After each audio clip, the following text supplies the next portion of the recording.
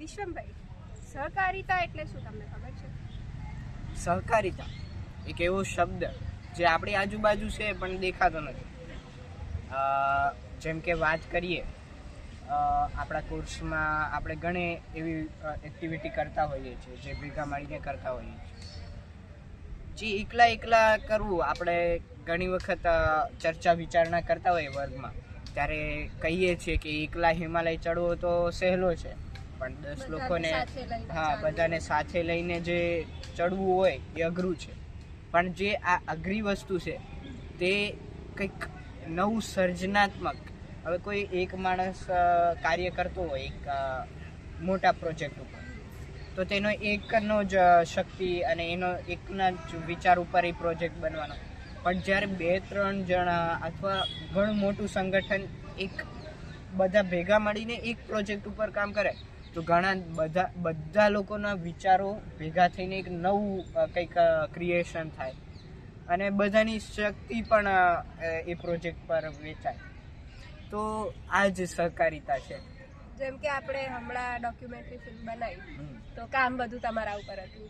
તો આપણે જ્યારે સાંજે બેઠા હતા ત્યારે બધાએ વિચાર્યું કે એક જ માણસ કરે એના કરતાં બધાને જ કામ આપણે ડિવાઈડ કરી દઈએ તો એ વધારે સારું રહે. હા, એ પણ એક સહસર્જનનું સારું એવું ઉદાહરણ છે.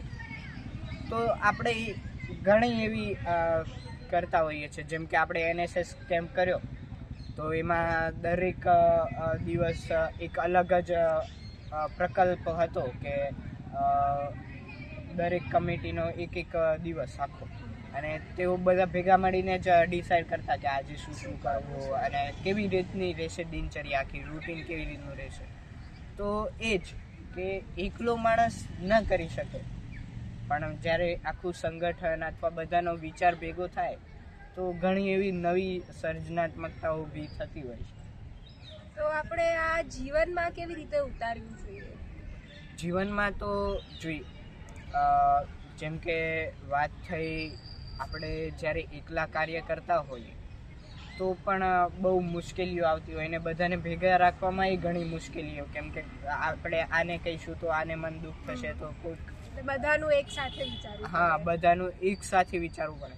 અને કંઈક આમ એવી ભાવના હોવી જોઈએ કે ભલે એ કંઈ પણ વિચારતો, આપણે એને મદદ કરશું કે એને આગળ વધારવામાં, એના વિચારને વિકસાવવામાં મદદ કરશું. તો એ રીતનું એ રીતે જીવીએ તો સમાજમાં સંગઠન કે સહકારિતાની ભાવનાથી આપણે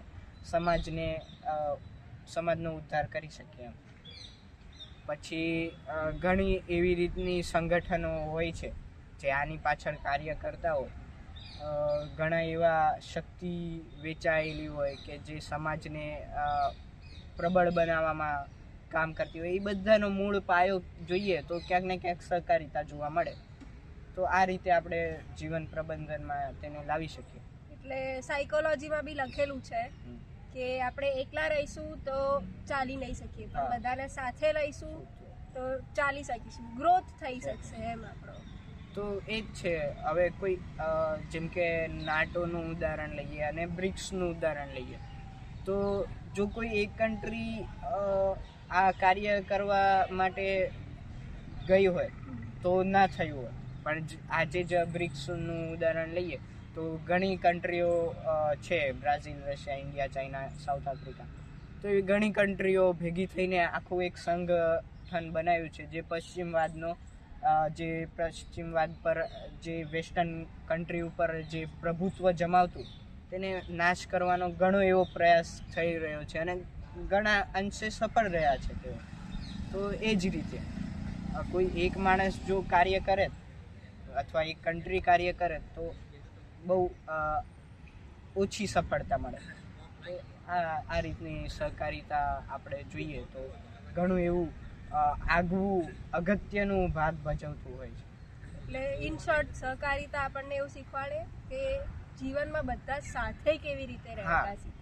અને આપણા વૈદિક કાળથી આપણને ઋગ્વેદમાં કહ્યું છે કે સમગચ્છત્વમ, સમવદત્વમ, સમવો મનાંસી જનતા.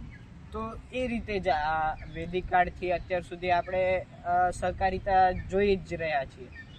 જ્યારે આ દેશને આઝાદી આપવાનો ટાઈમ થયો, ગુલામીમાંથી બહાર નીકળવાનો, ત્યારે આખો દેશ ભેગો થયો, એકતાનું એક પ્રદર્શન થયું કે એકતાથી આપણો દેશ ઊભો હોય તો કેટલો મોટી પ્રબળ શક્તિ જોવા મળે.